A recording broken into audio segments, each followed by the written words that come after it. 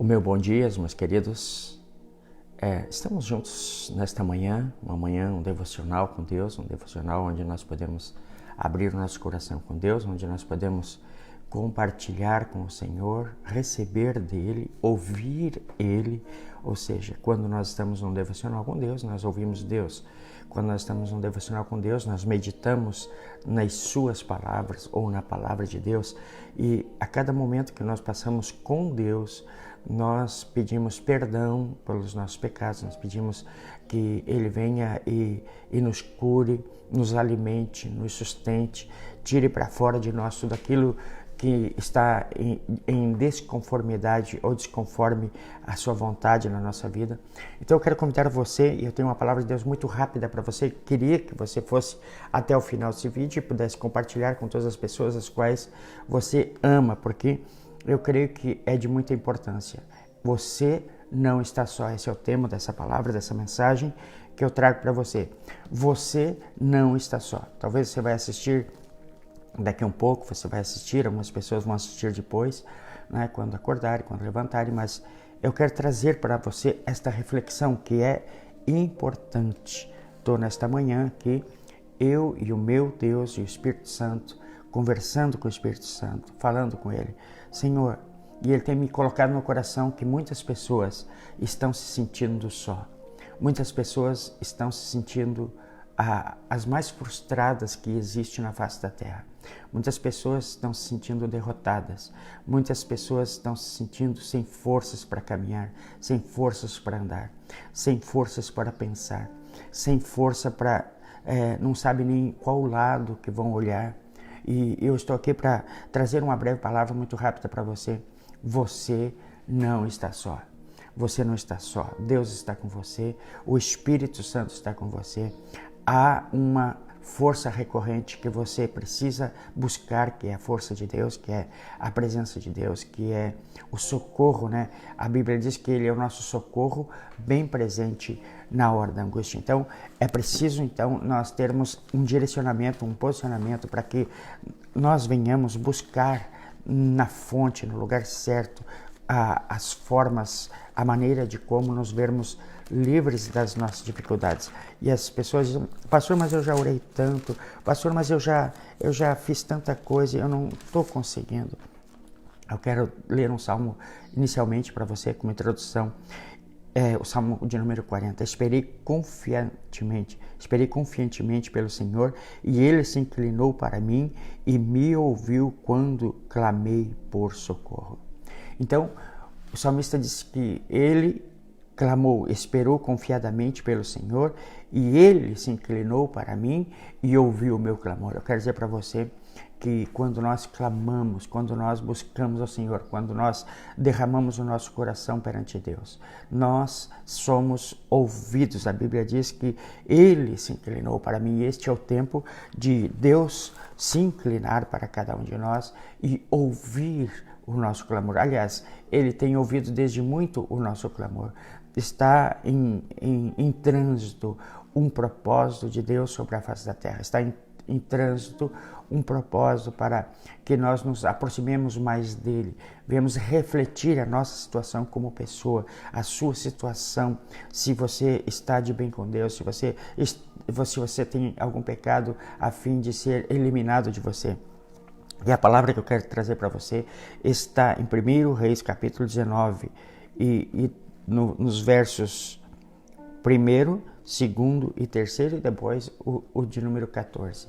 Então diz assim, 1 Reis: Acabe fez saber a Jezabel tudo quanto Elias havia feito, como matara todos os profetas à espada.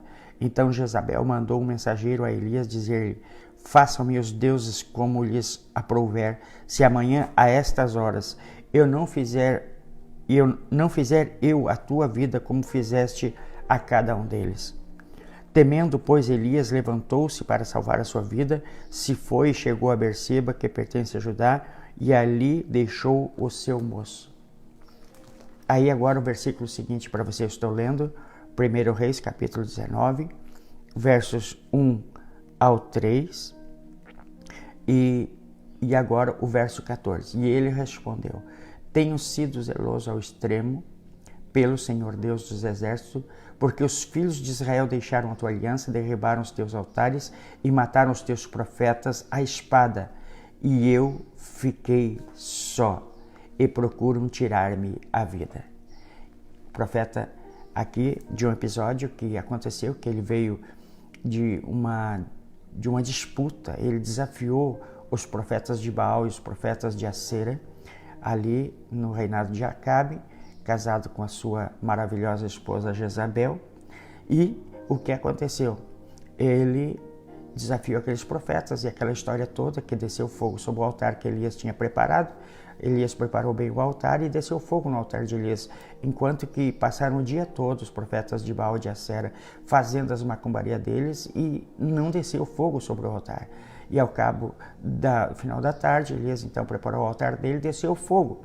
E quando desceu fogo, foi um desafio, porque Elias queria estabelecer quem era de fato o Deus que agiria, quem era de fato o Deus verdadeiro sobre Israel, quem era o Deus o qual eles tinham que confiar. E Elias fez esse desafio muito forte, que valeria a vida de cada um deles. A morte de Elias e daqueles que estavam com Elias, ou a morte de todos os profetas de Baal. Tanto que quando acabou o desafio, que não desceu fogo sobre os altares dos feiticeiros, daqueles videntes, daqueles que estavam ali, mas no altar de Elias desceu fogo, e ficou notório, nítido, que o Deus de Israel realmente era o Deus que tinham que seguir. Imediatamente após este acontecido que desceu fogo, Elias e todos aqueles que estavam com Elias começaram a matar todos os profetas de Baal. Todos os profetas de Baal e de Acera foram mortos. E Acabe contou para sua esposa, e a sua esposa ficou indignada. Ela ficou indignada. Olha, façam-me os deuses outro tanto. Se amanhã, a estas horas, eu não vou colocar a cabeça desse Elias aqui, se eu não vou matar esse Elias, se eu não vou destruir a vida dele. Então Elias, sabendo disso, partiu, saiu em retirada e acabou deixando o seu moço, Eliseu, em Berseba. Ele deixou em Berseba o seu moço, né? Não diz ali que era Eliseu nesse momento, deixou o seu moço em Berseba e partiu fugindo de quem? De uma mulher, a mulher de Acabe, Jezabel.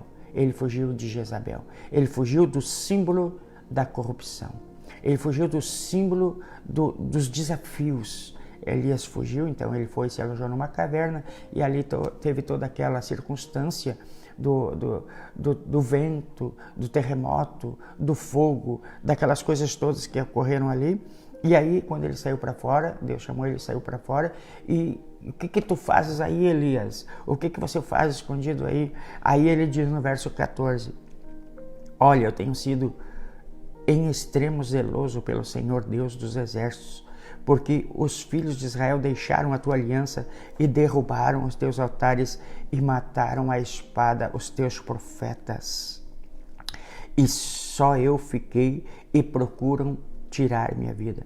Ele estava totalmente num caminho da depressão, num caminho de problemas psicológicos tremendos. Ele estava abatido, ele estava com medo, ele estava frustrado, ele estava agora dando desculpas. Você imagine uma voz falando com ele, uma voz do nada falando com ele, e ele nem orou para que essa voz aparecesse, ele simplesmente ouviu essa voz depois daqueles episódios, daqueles fenômenos geológicos que aconteceram, mas ele acabou no silêncio, no vento, na brisa suave, ouvindo Deus. Ele ouviu Deus e o que aconteceu? Ele tentou se desculpar para Deus. Olha, Deus, olha, derrubaram os teus altares, mataram os teus profetas e eu estou só, eu estou sozinho. Eu fiquei sozinho. É inegável o fato de que não era efetivamente uma verdade, porque quem matou os profetas de Baal havia sido Elias. Elias tinha matado todos, e ele estava fugindo de um episódio só, do mando de Jezabel. Jezabel queria tirar a vida dele, não todo mundo queria tirar a vida dele.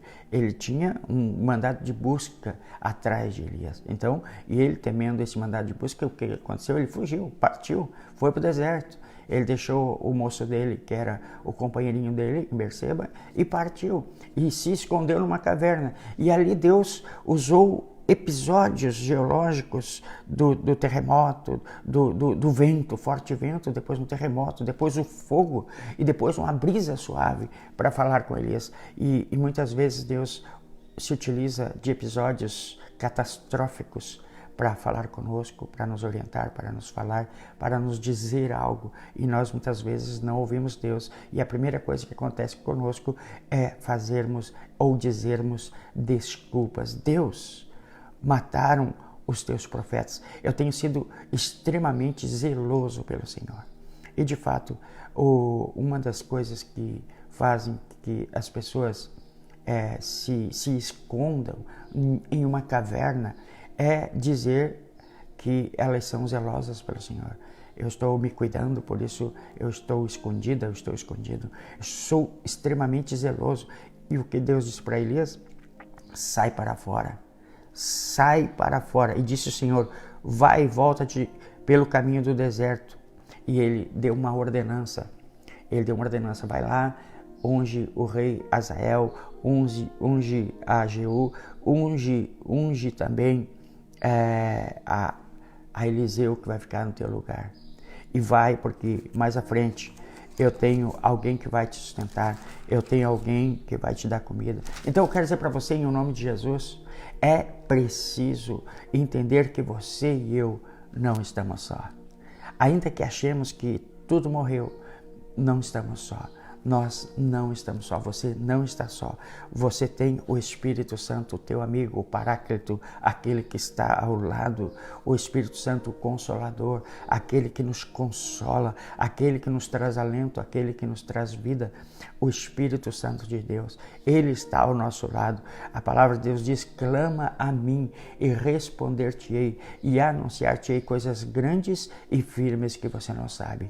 Então, é preciso, em primeiro lugar, se colocar diante de Deus para ouvi-lo e diante de muitas coisas que acontecem na nossa vida, por exemplo, no barulho do dia a dia nós não conseguimos ouvir Deus.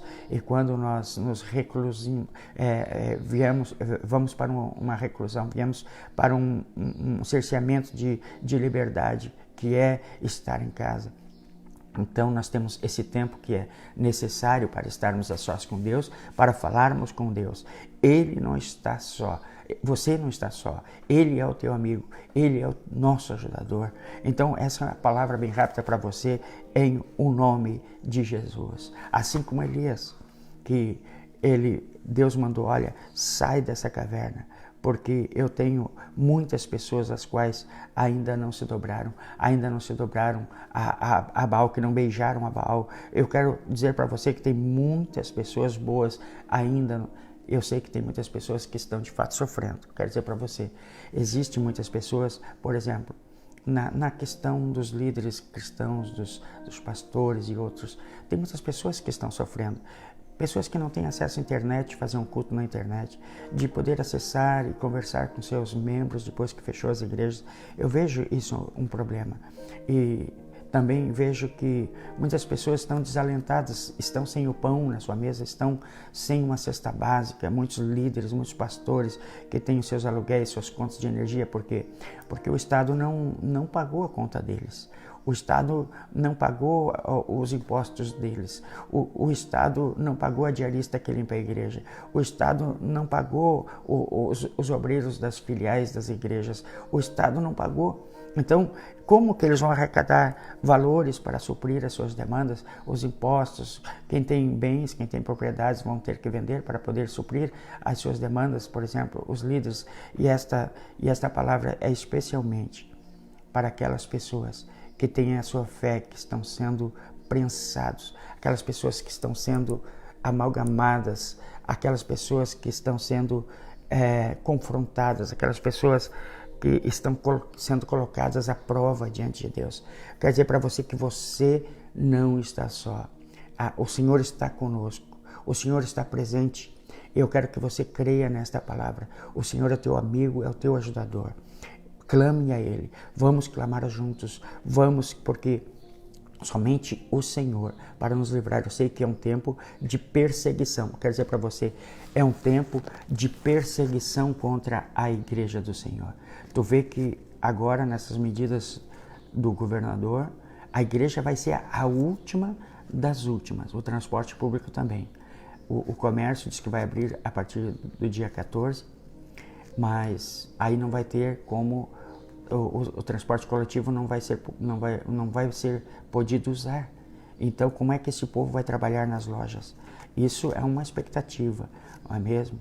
Então, esse povo está... Aqueles que têm o seu salário garantido, vamos dizer assim, funcionário público, desculpa quem é funcionário público, os aposentados que têm seu salário garantido, não estão nem aí se abrir ou fechar. Eu, no meu ponto de vista, no meu ver, porque eles têm as suas rendas garantidas. Aquele que está empregado, que tem a estabilidade no seu trabalho, que tem o seu salário que vai cair na conta de qualquer jeito, vai cair, não está preocupado com você que está com o seu emprego em xeque, que está faltando, a sua geladeira está super vazia, a sua geladeira está totalmente vazia.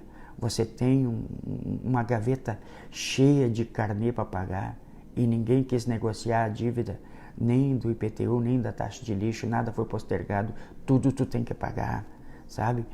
Então, existem pessoas que estão clamando, que estão gritando, que estão sofrendo sem dinheiro, que estão sofrendo. E o que está sendo feito? O que está sendo feito, senão elas terem que clamar a Deus pelo socorro de Deus. E muitos estão jogando pedra, atirando pedras. Muitos estão massacrando pastores, líderes, até padres, bem feito, dizendo, olha, é um dos maiores ataques contra a igreja do Senhor, depois da perseguição da igreja do Senhor, lá nos tempos de Cristo. É um dos maiores ataques à igreja do Senhor, foi este.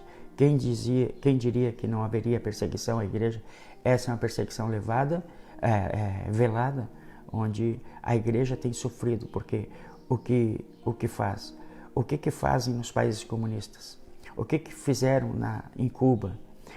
Eles enfraquecem o poder econômico das igrejas ou das pessoas. Eles enfraquecem o poder econômico a fim de que as pessoas percam a sua estabilidade, os seus recursos, o seu modo de ir e vir e dependa totalmente do Estado para sobreviverem.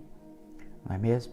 Você talvez, como um líder, como um pastor, já pensou em pedir um socorro do governo do Estado, da prefeitura, mas é bem isso.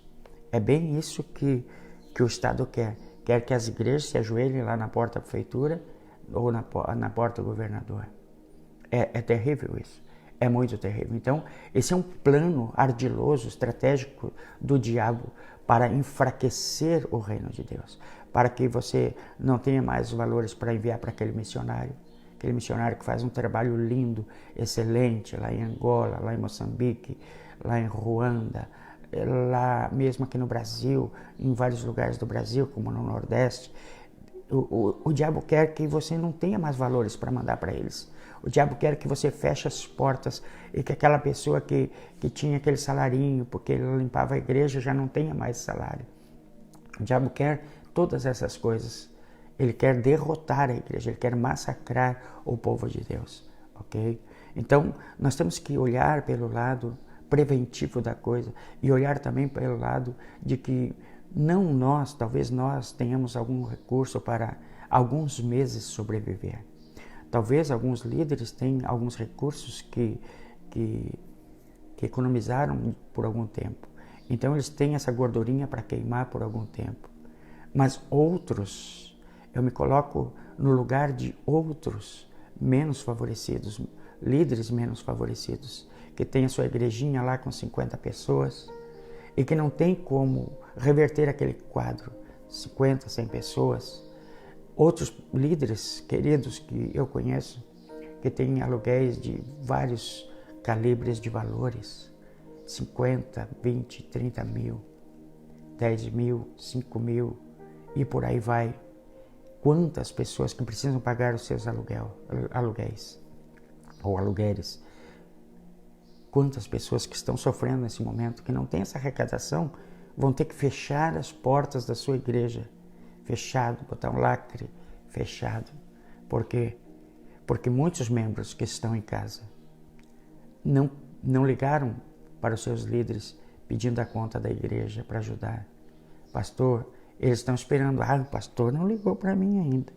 O pastor não ligou para mim. Sabe, se vitimizando em casa. Se vitimizando em casa. Pensa um pouco, cai na real. Vamos cair na real. Existem muitos mesmo, que estão sofrendo nesse momento. Que estão sofrendo e vão ter que vender tudo que tem ou até ir embora das suas cidades. Por quê? Por causa desse caos. É um planejamento estratégico da esquerda, dos corruptos do nosso Brasil e do mundo. É tudo uma questão econômica. A maioria das guerras se deram por causa de conquistas de terras, de conquistas por causa da economia ou por política. Muitos dos dilemas vividos na sociedade humana foram devidos às conquistas econômicas, às opressões ideológicas. E esta, eu acredito que não foi diferente. Para conquistar, eu vi um discurso de um político de esquerda que disse: é só botar o presidente Lula na presidência, acaba o vírus, acaba essa crise. Dá para entender? Dá para entender por que está toda essa celeuma? Não com isso estou diminuindo o poder do vírus, o poder da letalidade e da transmissividade do vírus. Mas ninguém morre mais de mais nada, é só de coronavírus. Ninguém morre de mais nada. Então, eu quero colocar essa palavra para você. Você não está só. Você não está só. Deus vai agir. Deus vai agir na sua vida, vai agir na sua casa. Deus vai agir e Deus quer nos despertar para uma consciência de misericórdia. Talvez você chegou a um ponto de vitimização tão forte que você já entrou nessa caverna de Adulão, e está escondido e dá essa desculpa para o Senhor. Eu tenho sido zeloso ao extremo. Oh meu Deus, porque os filhos de Israel foram todos mortos à espada. A corrupção os tomou e eu fiquei só. Em o nome de Jesus, Deus fala para ele: sai dessa caverna, vem para fora. Eu tenho muito serviço para você. Eu tenho esperança para você. Eu tenho coisas tremendas, maravilhosas para você viver. Então eu quero dizer para você, em nome de Jesus, você não está só. Eu vou orar agora por você, vou orar por sua família, vou orar pelo seu coração. Eu vim com essa palavra para te trazer esperança. Eu vim com essa palavra para trazer esperança para você. Tenha esperança. Você não está só, você pode contar comigo. Você não sabe, talvez muitas pessoas não sabem, mas nós temos derramado lágrimas por você. Nós temos orado por você. Nós temos buscado a presença de Deus para você. Talvez muitas coisas ruins não aconteceram para muitas pessoas porque existe um povo intercessor que está por trás dos bastidores, que não está aparecendo, que está orando por você. Talvez você não tenha nem ligado para o seu pastor nesses tantos dias de privação. Talvez você ache que ele é rico, que ele tem tudo. Pastor que se vire. Eu digo para você, liga para ele, vê como é que ele está passando, seu líder lá, vê como é que ele está, se está faltando comida, se precisa de alimento, ou nem pergunta nada, chega na casa dele lá com um carrinho de compras, chega na casa do pastor, não sei se o senhor está precisando, e eu não sou daquele crente que oferta porque é uma necessidade, eu oferto porque Deus falou, a necessidade só vai, igual aquele ditado, juntar a fome com a vontade de comer, entende? Então você é usado por Deus porque você se levantou em fé, você tomou a decisão de abençoar aquele Então Deus vai usar você. Pense que Deus vai usar agora o governador, vai dar uma cesta básica para todos os pastores de Santa Catarina. Pode até acontecer. Pode até acontecer, não duvido disso. Mas Deus não usa, o propósito de Deus é usar a igreja. Lembra da passagem aqui do Elias? Que Deus mandou ele, vai lá na frente, eu tenho uma viúva. Ele estava no Ribeiro de Querite, ali onde ele estava sendo sustentado pelos corvos, comia o que Deus mandava, a carne que os corvos traziam, e bebia água do ribeiro. Deus tirou ele fora, disse, olha, vai, porque eu tenho lá em Serepta, que é Sidom, tem uma viúva que vai sustentar você, vai, corre agora. Então, Deus usa as coisas mais inusitadas para nos abençoar, e às vezes a pessoa diz, eu não tenho mais condições, pastor. Mas Deus usou uma viúva pobre, que não tinha nada, uma viúva pobre que estava, quando Elias chegou, ele disse, traze-me um pouco de água para mim. E a viúva foi buscar um pouco de água para ele. E antes de a viúva se afastar, se distanciar, ele disse, mas antes traz um bocado de pão aqui, um bocado de farinha, um bocado de comida para mim. Ela reclamou na hora e disse, Senhor, eu não tenho senão só um pouquinho de farinha na panela e um pouquinho de azeite na botija, para fazermos um bolo para mim e para o meu filho, para depois de comermos morrermos. Não, assim vive o Senhor. Enquanto não houver chuva na terra, a farinha da panela não vai faltar e o azeite não se secará. Eita Jesus! Eita Deus! Creia na palavra do profeta. E por muitos e muitos dias, aquela viúva viveu com aquela palavra profética. Ela não viveu com a farinha e não viveu com azeite. Ela viveu com a palavra profética. Eu quero dizer para você, você vive pela palavra profética na tua vida, no teu coração. Quando você crê que a palavra é uma profecia que transforma, que vivifica, que faz as coisas existirem na tua vida, você vive por esta palavra. Você vai viver por esta palavra. É isso que Elias viveu. Elias creu e aquela mulher que tinha quase nada também creu e passou as mãos do profeta e deu aquela comida para o profeta. Então, se Deus tocou no teu coração, não espere um anjo batendo asas chegar na tua casa para falar, olha, falei através do terremoto, daquele vendaval, falei através do terremoto, falei através do fogo, agora eu venho com uma brisa suave para você. Não espere que algo extraordinário venha, mas seja usado por Deus, seja usado por Deus. Deus está nos dando um coração de misericórdia, um coração para amar. É isso que eu digo para você. Eu vou orar agora.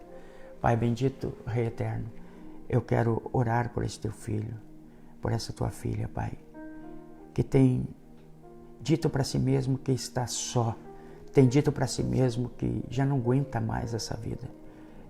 Tem chorado, Pai, tem gritado por dentro, Senhor. Não tem nem podido compartilhar com ninguém, Senhor. Mas, Senhor, eu quero que Tu olhes e atentes para este coração sofrido, Pai, para esse coração que geme, para esse coração, Pai, que tem privação de alimentos, que tem privação financeira, que tem privação, que se sente só, realmente só, por falta de amigos, de pessoas que liguem para ela, de pessoas que se importem com as necessidades físicas ou financeiras ou emocionais. Pai, Deus vai até esta pessoa e fala no mais íntimo e no mais profundo do seu coração, papai. Vai até ela, Senhor, e restaura a animosidade do seu coração. Porque a tua palavra diz que um coração alegre formoseia o rosto. Eu quero que tu venhas, Senhor, e restaura por completo, Senhor.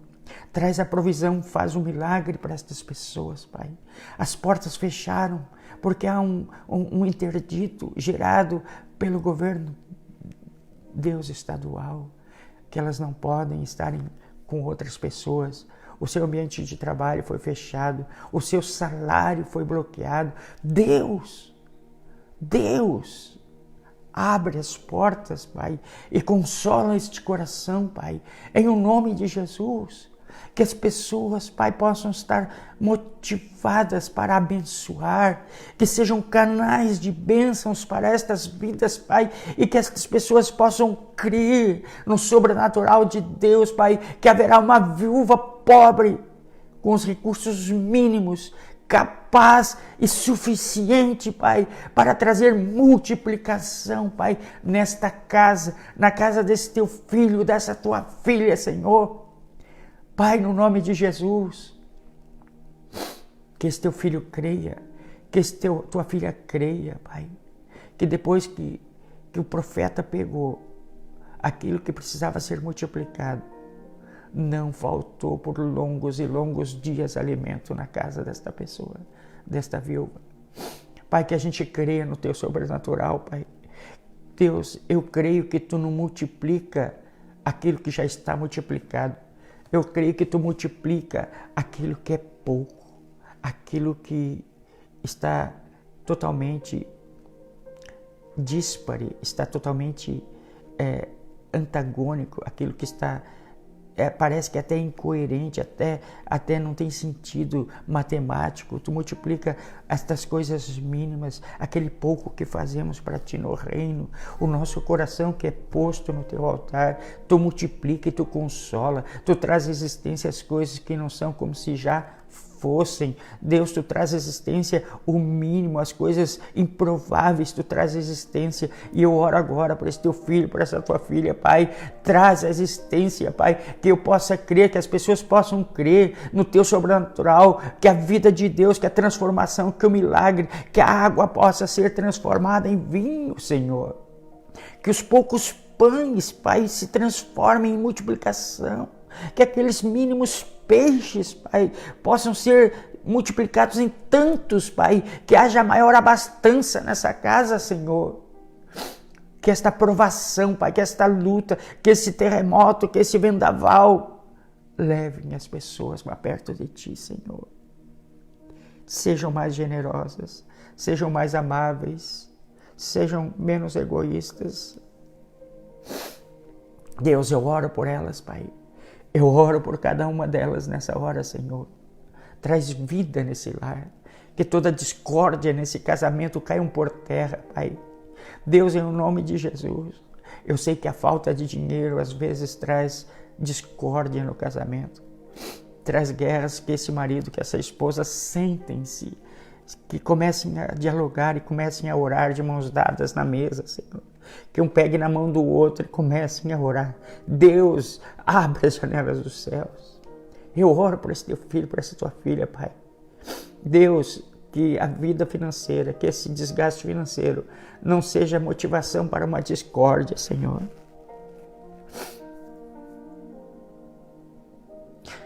Une as famílias, Senhor.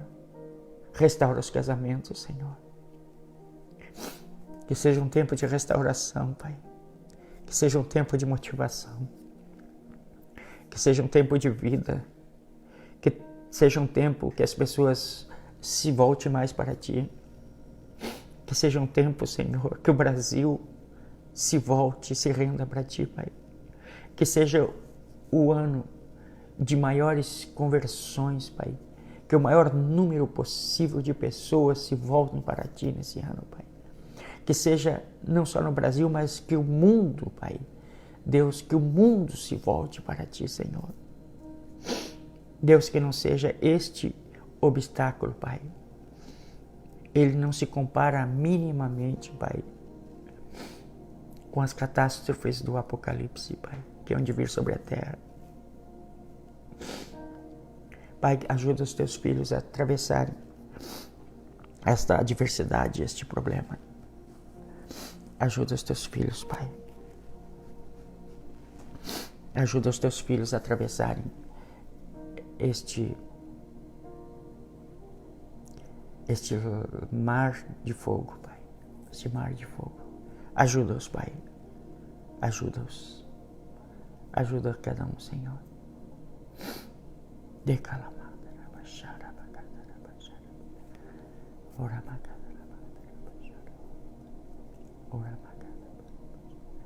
Ajuda, Senhor, os teus filhos. O nosso Brasil precisa de Ti. Oremos pelo Brasil agora. Pai, eu coloco o meu Brasil, Senhor. Eu sei que as instituições públicas estão eivadas pela corrupção, Pai. E agora, neste momento de liberação econômica, no sentido de ajudar os estados pela calamidade pública, Senhor, muitos governos estão se utilizando destes recursos, Pai, para abrir licitações, empenhos sem licitação, contratando empresas de forma duvidosa, ao meu ver, Pai. Então, ajuda, Senhor, que esse tempo de calamidade não seja um tempo de abertura da corrupção nos estados e nos municípios, Senhor. Deus, hoje estão votando, Senhor, Rodrigo Maia está votando aquele absurdo, Pai, de dobrar os valores, Pai, que eram já altíssimos, de 90 e poucos bilhões, Pai, de socorro e ajuda aos municípios e aos estados, Pai. Não que os estados não necessitem ou não precisem, Pai, mas o Estado brasileiro, o Estado federal, não pode ser levado a um caos, Pai, financeiro. Não pode ser levado, Senhor, a uma pressão, de modo que ele não cumpra mais as regras, Pai, de controle fiscal, Pai. Oh Deus, em nome de Jesus, ajuda o nosso presidente da República, Pai. Não importa de que partido as pessoas são, Pai. O que importa, Senhor, é que nós temos que deter a volta da corrupção, Pai. A volta deste mal, Pai. A volta da destruição da família, Senhor. Nós temos que impedir, Senhor, estes alienamentos pessoais, psicológicos das pessoas para a implantação dos descaminhos nessa terra, Pai. Deus, ajuda, Senhor. Eu creio que nós estamos no caminho certo, Senhor. Mas, Deus, o Teu Filho, Jair Messias Bolsonaro, precisa do Teu socorro. Precisa da Tua ajuda, Pai. Que a conspiração, Pai, que as sabotagens estão em curso em todo momento pelas cortes, pelos tribunais, pelos legislativos, Pai. Ajuda Teu Filho, Pai, a sair dessa, Pai. Em nome de Jesus, que o exército esteja no lado dele, que os generais estejam do lado dele, Senhor. Ajuda, Senhor, que não haja essa divisão, esse dissenso entre eles, Pai. Deus, ajuda-o, Senhor. Ajuda o nosso presidente, Pai. Assim eu oro, Senhor. E te agradeço, Pai. A pessoa que está ouvindo não está só. Tem o Senhor. Obrigado, Senhor, por esse tempo. Em o nome de Jesus, eu abençoo a você, eu abençoo a tua família, a tua casa. Não diminua a sua fé. Não diminua a sua fé em função da adversidade. Não diminua por causa dos problemas. Mantenha-se firme. Mantenha-se com muita fé. Deus está ao teu lado. Creia na multiplicação dos poucos pães. Por que lá atrás eles tiveram que crer e agora você não pode crer? Eu posso crer. Não fique com medo de Jezabel, como ali Elias ficou. Elias tinha saído vencedor de um massacre de 850 profetas, não era 400. 850 foram mortos à espada. E desafiou. Agora a gente tem medo de desafiar um vírus. E até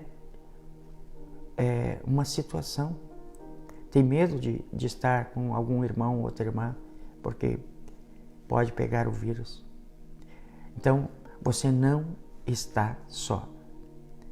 O perfeito amor, como eu falei ontem, quem teme não é perfeito em amor. É 1 João 4:18, né? O perfeito amor lança fora todo medo. Se você manifesta amor, se você vive em amor, você não tem medo. Ok? Você não está só. Deus abençoe a todos vocês que estão comigo, vocês que são cristãos, que têm os seus líderes.